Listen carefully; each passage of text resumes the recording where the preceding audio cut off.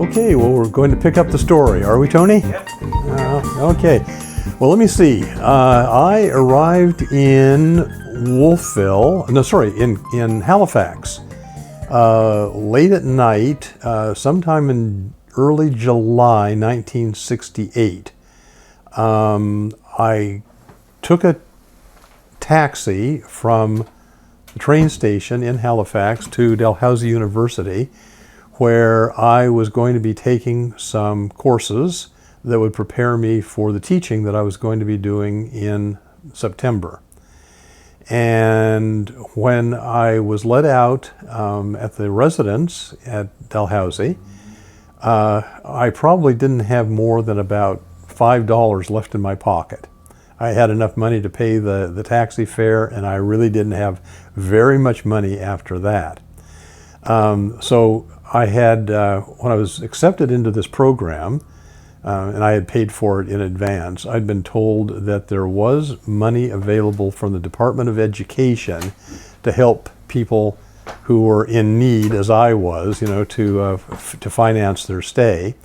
So the next day, I went down to I'm not sure, it was on the Dal campus anyway, bursary office or something like that. And I applied for a loan from the Department of Education. And I still remember talking with a woman behind the counter. I was mentioning this story to somebody just the other day. And I asked her a question, and she replied in the affirmative, but she said, "Yeah." And I remember thinking at the time, oh, she must have some kind of a respiratory problem. Anyway, so I eventually got my money. A few days later, I was in a drugstore right there on Coburg across from the Dal campus, talking with a woman behind the counter, and asked her a question, and she said, "Yeah." And I thought, gee, there must be something in the air, there must be smog or something. I finally determined after I'd been in Halifax for a little while that this, what I called the Nova Scotia gasp, was a common way of replying in the affirmative to a question.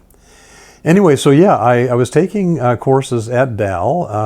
One of them was in geography because, well, good Lord, the courses that I was going to be teaching in the fall were probably the leavings. All the other established teachers had gotten their hooks into all the plum courses in the school. I was going to be teaching all the leftover stuff, including something called adjusted history, which I discovered was aimed at kids in grade 7 who were virtually illiterate, and a lot of them were juvenile delinquents, and geography, and I was going to be teaching academic grade 10 English, and I was going to be teaching general grade 10 English.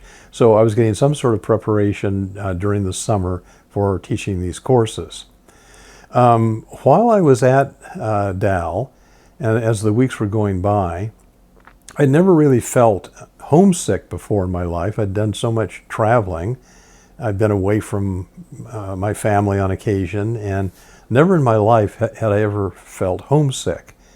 But, as I say, as the weeks went by, I started to feel really, I felt as if something that had happened earlier should not have happened. While I was in Calgary, before I came east, Ellen came up to visit me. I had been down to see her, of course, in Seattle, but she came up to see me in June.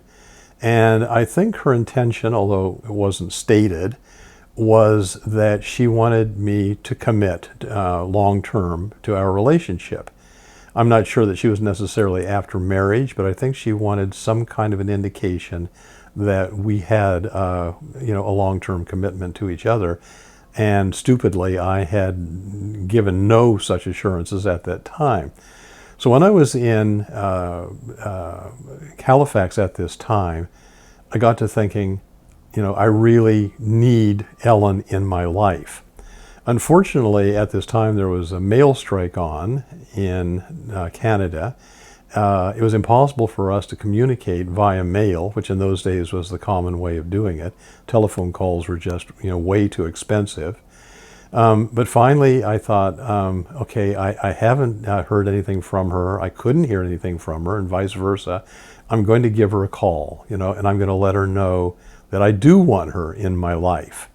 So I called her at her apartment in Seattle. We had a pleasant conversation. And then at the end of it, I said to her, "I love you." And I got no reply. So there was a flashback to an occasion when I had been staying with her. Judy had called me up. She had said, "I love you," and I was unable to say anything in Ellen's presence in reply to Judy. And so I realized, okay, this is irony biting me on the butt. And so shortly thereafter, I received a telegram from Seattle. CN Communications called me up and said, "We have a telegram here for you. Would you like us to read it to you over the phone?" So I was expecting a notification from friends of mine that their daughter had just been born, so I thought this would be a little 8 or 10 word communication. Well, it turned out to be a letter, and it went on and on and on, sentence after sentence after sentence. And it was from Ellen, and she was notifying me that the guy, Jeff, that I had met when I was visiting her in Seattle, the one that I had told her if I were a girl, that's the kind of guy I would marry, well, he was now the new guy in her life. Well, it was hard enough to get that message, but it was even harder getting that message being read in a monotone by some person down at the communications office. You never want to have a long, "Dear John" telegram read to you over the phone. "Would you like us to send you a copy?" they asked me, and I said, "Yes, please." I still have it to this day somewhere buried away. My "Dear John" telegram from Ellen. I did see Ellen again one more time. I'll save that story for another occasion. But on this particular segment that we're doing right now, I'll just finish it off by saying that I eventually did the course at Dal. I came to Wolfville to try to find a place to live, and I actually went into the Wolfville newspaper office, and I was talking with a guy, I think his name was John McPherson, if I remember correctly, this long, tall, lugubrious sort of a man. And I asked him, "Are there any houses for rent in Nova Scotia?" And in this, he sounded like he was somebody right out of, Charles Dickens. And he said, "Well, houses around here are about as scarce as hen's teeth." So I didn't get myself a house, but I did find myself a place in the Blomidon Inn, which at that time, at least the back part of the building, was apartments. Prior to that, there had been sort of cubicles, student housing really, and the cubicles had been turned into apartments, sort of. And so I was lucky enough to get one of the apartments. 2 New Zealand young women who were traveling around the country at that time, hitchhiking here, there, and everywhere.